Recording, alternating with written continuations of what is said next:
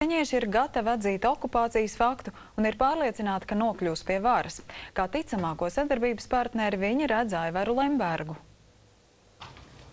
Saskaņas centrs šodien prezentēja savu jauno politiķu kauju. Daudz no viņiem būšot partijas kandidāts sarakstos, ja vien 23. jūlijā referendumā cilvēki atbalstīs Saeimas atlaišanu. Vairāk kārt tika uzsvērts, ka kreisie pie aizējošā parlamenta grēkiem nesot vainojami. Tas nekas, ka tieši saskaņiešu balsis bija noteicošās, kas neļāva Knābu veikt kratīšanu Aināra Šlesera dzīvoklī. Mūsu mērķis, lai uz šīm vēlēšanām galvenā tēma būtu nevis cīņa ar oligārhiem, bet cīņa par to, lai atnāktu jauna paudze.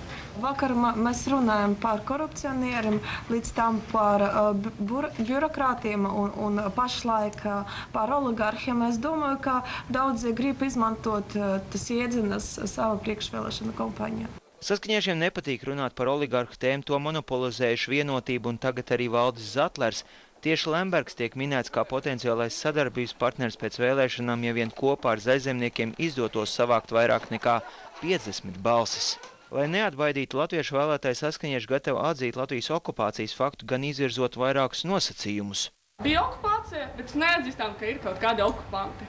Respektīvi, tas ir vēstures jautājums, mēs visi zinām faktus, mēs esam gatavi nosaukt šo vārdu, bet mēs neesam gatavi nekādam sekam, ka tagad kādam ir jāatbild, kādam ir jādodas projām demografiskas krīzes laikā, un ka Krievi šeit nebūtu Latvijas sabiedrības jau sen integrēta sastāvdaļa. Sociologi uzskata, ka saskaņiešiem ir labas izredzes vēlēšanās uzvarēt. Atšķirībā no tās augtajām latviešu partijām, viņu elektorāts ir stabils. Galvenā problēma pietiekami spēcīga premjera amata kandidāta trūkums. Jānis Urbanovičs nav šaubu, ka viņš, acīm redzot, spēj sev saglabāt tos atbalstītājus, kur viņiem ir līdz šim.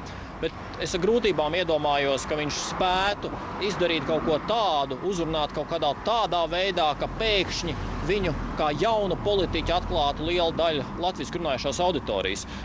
Visdrīzāk tas īsti nav iespējams.